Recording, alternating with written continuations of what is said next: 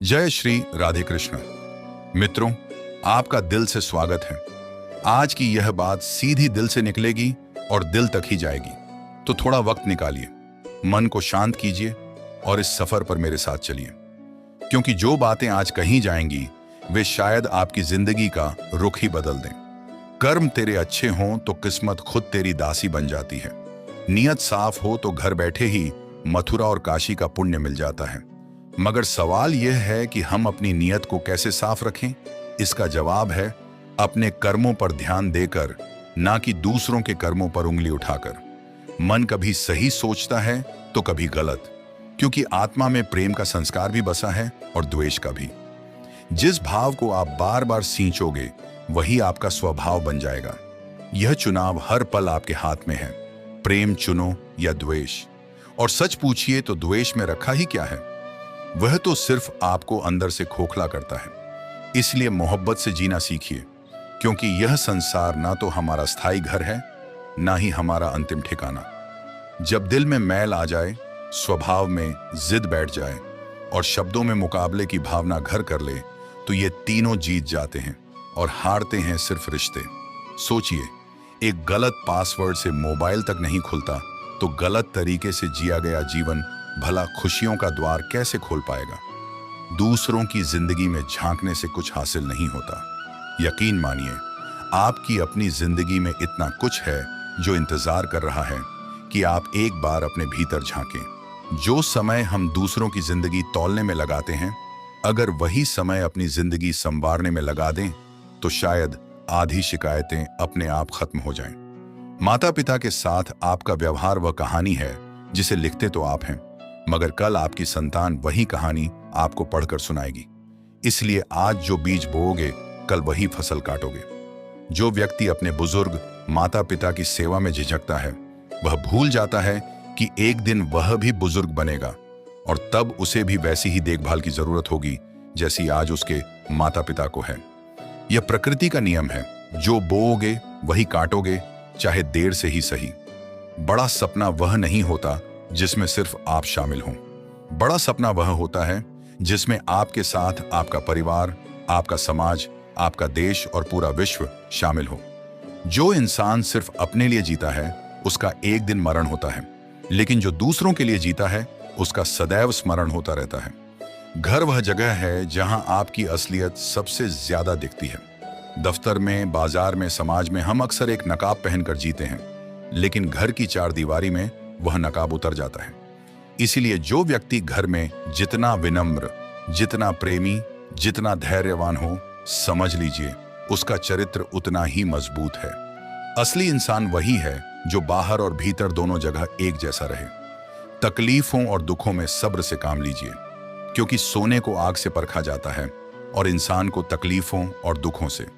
कभी यह मत सोचिए कि आप कुछ भी नहीं हैं, और कभी यह भी मत सोचिए कि आप ही सब कुछ हैं। हमेशा यही सोचिए कि आप कुछ तो हैं जो बहुत कुछ कर सकते हैं। जिंदगी से शिकायत मत रखिए। यह सोचिए कि जो कुछ मिला बेहतरीन मिला, और जो नहीं मिल सका वह शायद हमारे भले के लिए ही नहीं मिला। जब जीवन में सुकून कम हो जाए तो प्रार्थनाओं का समय बढ़ा लीजिए और ईश्वर से बात कीजिए। अपने दुखों से निकलने का रास्ता उन्हीं से मांगिए। याद रखिए, मुश्किलें देने वाले से बड़ा होता है मुश्किलों से निकालने वाला। यह बात जिस दिन समझ आ जाए, मुश्किलें ज्यादा दिन नहीं टिकती। मेहनत कीजिए, क्योंकि मेहनत से शरीर तंदुरुस्त रहता है, दिमाग साफ रहता है, दिल उदार रहता है और जेब भरी रहती है। कुएं में बाल्टी नीचे उतरने के बाद झुकती जरूर है, लेकिन झुकने के बाद भरकर ही ऊपर आती है। जीवन भी कुछ ऐसा ही है। जो झुकता है वह खाली हाथ नहीं लौटता। 20 वर्ष की आयु में चेहरा प्रकृति की देन होता है। 30 वर्ष का चेहरा जीवन के उतार चढ़ाव की देन होता है, लेकिन 50 वर्ष की आयु का चेहरा व्यक्ति की अपनी कमाई होता है, उसके विचारों, उसके व्यवहार और उसके कर्मों का प्रतिबिंब। इसलिए जवानी में ही अपने विचारों को संवारना शुरू कर दीजिए, क्योंकि बुढ़ापे का चेहरा आज की सोच से ही बनता है। जीवन में अगर नकारात्मक लोग मिल रहे हैं तो घबराइए मत, क्योंकि अगर हमें गुलाब की तरह खिलना है तो कांटों के साथ तालमेल बिठाने की कला सीखनी ही पड़ेगी। कमल को देखा है ना, कीचड़ में भी कितनी शान से खिलता है। यही जीवन के साथ तालमेल की असली कला है। मुस्कुराइए, क्योंकि जिंदगी बेहद खूबसूरत है, और मुस्कुराने के लिए बस यही वजह काफी है कि परमात्मा आपसे प्रेम करता है। मंदिर, मस्जिद, गुरुद्वारे हर जगह मिल जाएंगे, लेकिन ईश्वर सिर्फ उसी का होता है जो सिर झुकाना जानता है। उदासी की वजहें तो जीवन में बहुत मिल जाएंगी, लेकिन बिना वजह खुश रहने का मजा ही कुछ और है। आपका खुश रहना ही आपके विरोधियों के लिए सबसे बड़ी सजा है। खुशी तभी मिलती है जब आप जो सोचते हैं, जो कहते हैं और जो करते हैं, इन तीनों में एक समानता हो। खुश रहने का असली रहस्य है स्वतंत्रता। अपनी चाहत की चीजों को पाने की कोशिश के साथ साथ जो चीजें पहले से आपके पास हैं, उन्हीं में संतोष रखना सीखिए। खुश नसीब वह नहीं जिसका भाग्य अच्छा है, बल्कि खुश नसीब वह है जो अपने भाग्य से संतुष्ट है।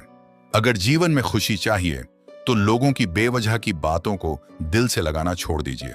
हर वह दिन खुशी का दिन है जिस दिन आप अपनी मां से मुस्कुराकर बात करते हैं। अपने आप पर हंसने से कभी मत डरिए। उस तरह के इंसान बनिए जिस तरह के इंसान से आप खुद मिलना चाहते हैं। गलतियां यह दर्शाती हैं कि आप कोशिश कर रहे हैं।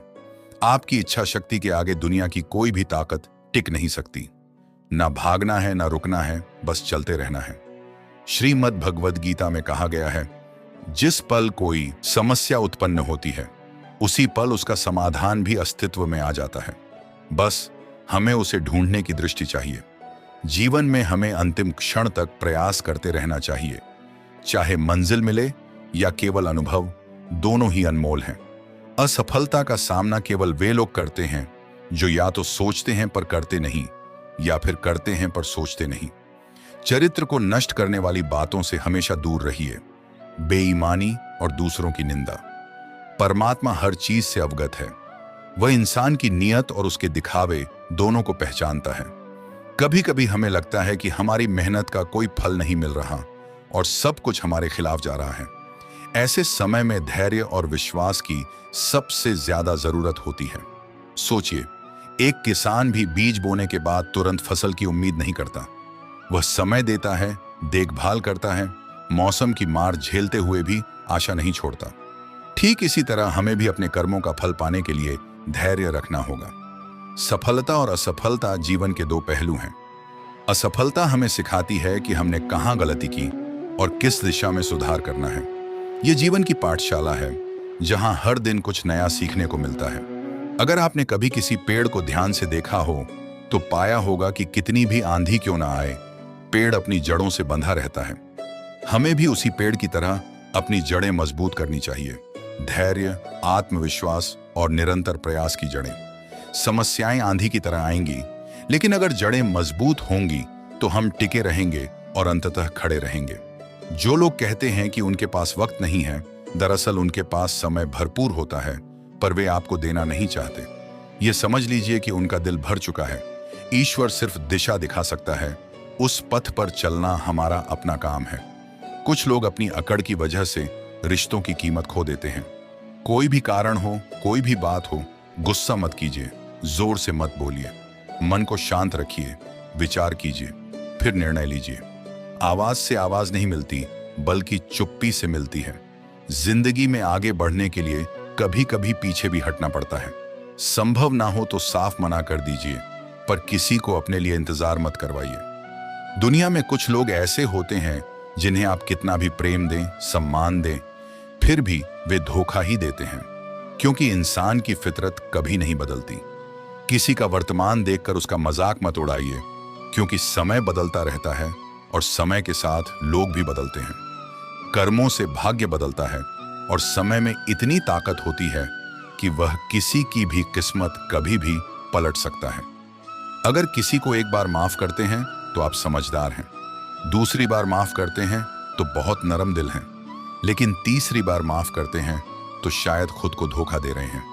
भरोसा दोबारा देना ठीक है, पर बार बार खुद को कमजोर बनाना समझदारी नहीं। जीवन की सबसे महंगी चीज है आपका वर्तमान। जो एक बार बीत जाए उसे पूरी दुनिया की संपत्ति देकर भी वापस नहीं खरीदा जा सकता। हमें हमारे विचार ही बनाते हैं, इसलिए दूसरों पर नहीं, अपनी सोच पर ध्यान दीजिए। विचार हमेशा जिंदा रहते हैं। धरती पर जिस तरह मौसम बदलता रहता है, उसी तरह जीवन में सुख दुख भी आते जाते रहते हैं। एक हद तक कठिनाइयां आवश्यक हैं, क्योंकि वे ही हमें मजबूत बनाती हैं।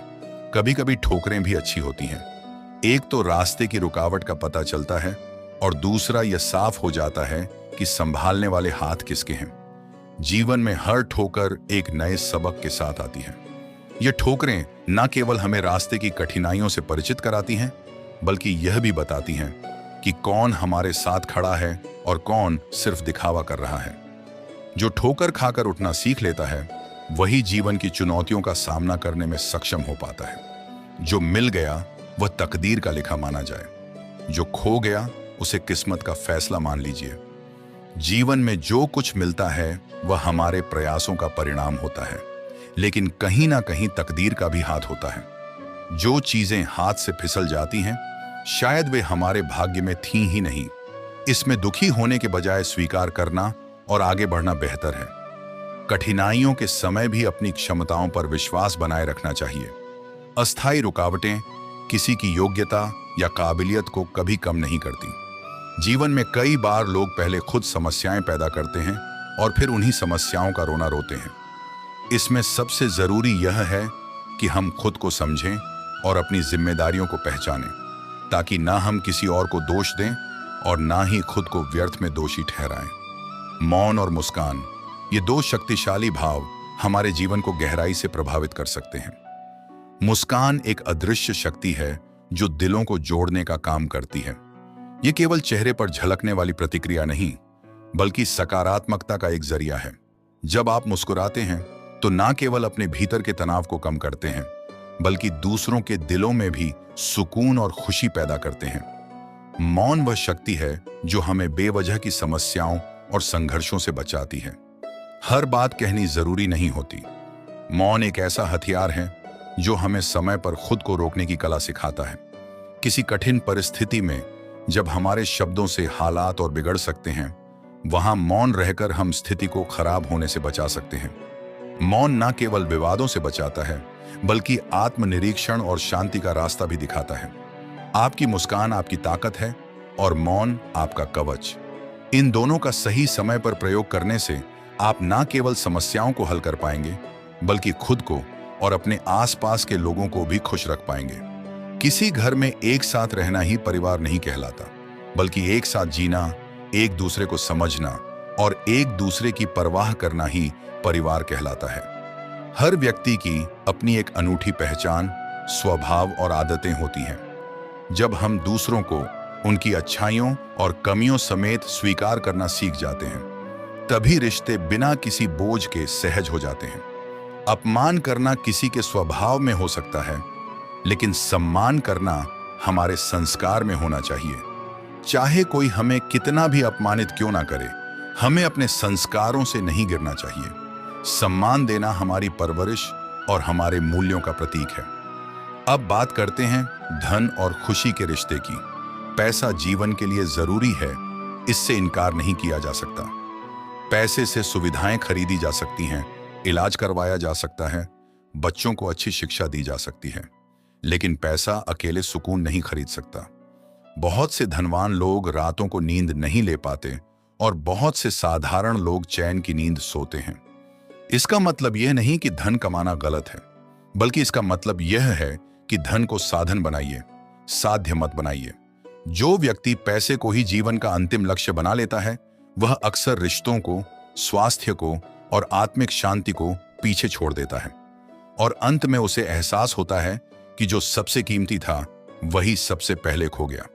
इसी तरह अहंकार भी एक ऐसा रोग है जो धीरे धीरे इंसान को अकेला कर देता है। अहंकारी व्यक्ति को हमेशा लगता है कि वह सही है, बाकी सब गलत हैं। लेकिन असल में अहंकार वह पर्दा है जो हमें अपनी ही कमियां देखने से रोकता है। जो व्यक्ति विनम्र रहता है वह हर परिस्थिति से कुछ ना कुछ सीख लेता है, लेकिन जो व्यक्ति अहंकार में डूबा रहता है वह हर परिस्थिति में सिर्फ अपनी ही बात मनवाना चाहता है। इसलिए विनम्रता को अपना गहना बनाइए, अहंकार को कभी अपने पास मत फटकने दीजिए। क्षमा भी एक बहुत बड़ी शक्ति है। जो व्यक्ति क्षमा करना सीख जाता है वह अपने भीतर के बोझ को हल्का कर लेता है। बदले की भावना इंसान को अंदर ही अंदर खाती रहती है। लेकिन जब हम किसी को माफ कर देते हैं तो असल में हम उस व्यक्ति पर कोई एहसान नहीं करते, बल्कि खुद को उस नकारात्मक भावना से मुक्त करते हैं। क्षमा कमजोरी नहीं, बल्कि सबसे बड़ी ताकत है। मगर याद रखिए, क्षमा करने का मतलब यह नहीं कि आप बार बार खुद को ठगे जाने दें। क्षमा दीजिए, लेकिन सीख भी लीजिए। आभार व्यक्त करना भी जीवन की एक बड़ी कला है।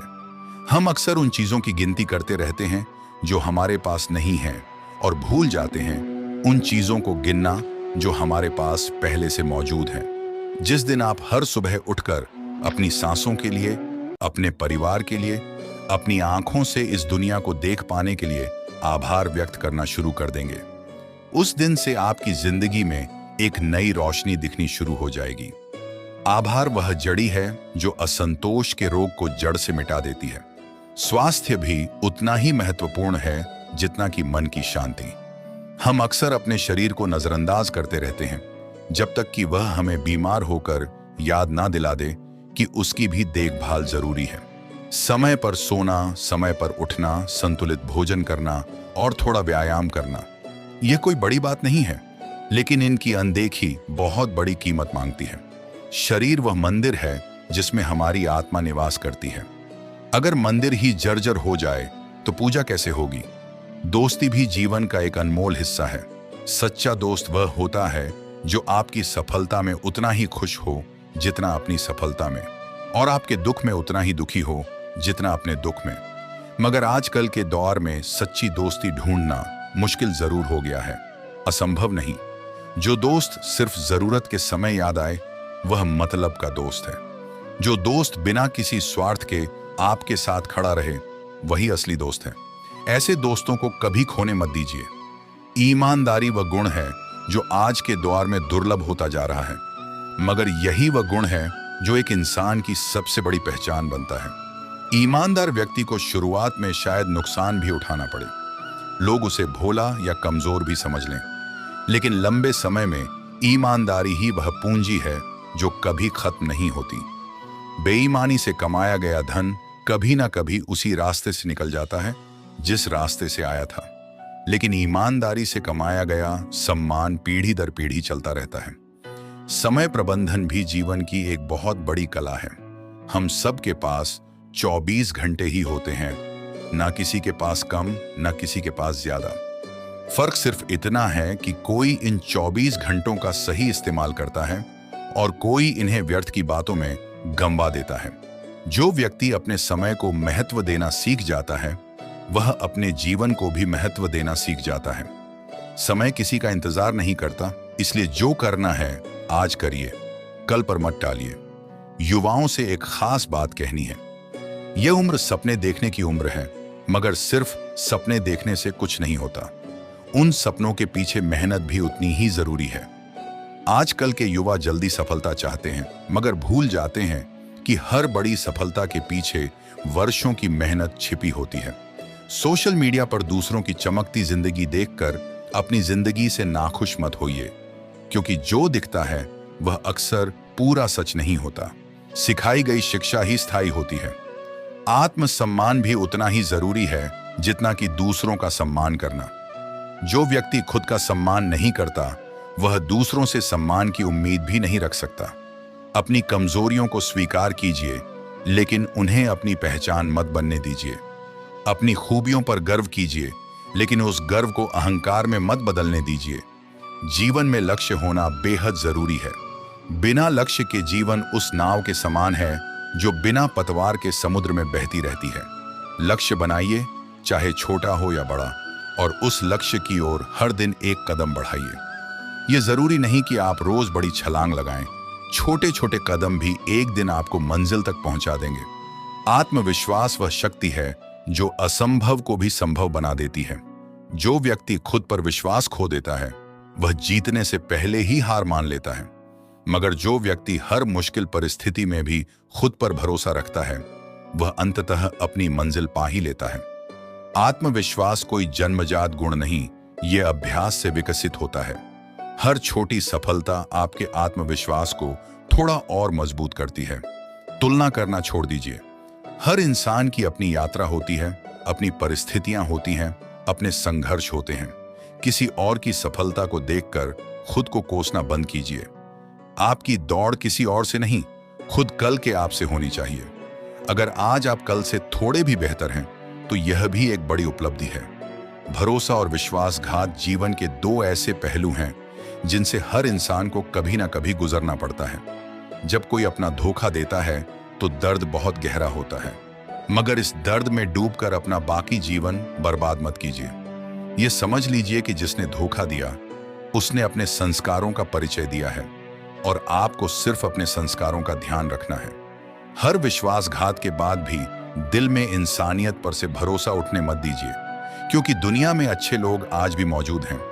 बदलाव जीवन का सबसे स्थायी नियम है। जो चीज आज है वह कल नहीं रहेगी। सुख हो या दुख, दोनों ही अस्थायी हैं। इसलिए सुख में इतना मत डूब जाइए कि अहंकार आ जाए, और दुख में इतना मत टूट जाइए कि उम्मीद खो जाए। दोनों ही परिस्थितियों में संतुलन बनाए रखना ही असली बुद्धिमानी है। आध्यात्मिकता का मतलब सिर्फ मंदिर जाना या पूजा पाठ करना नहीं है।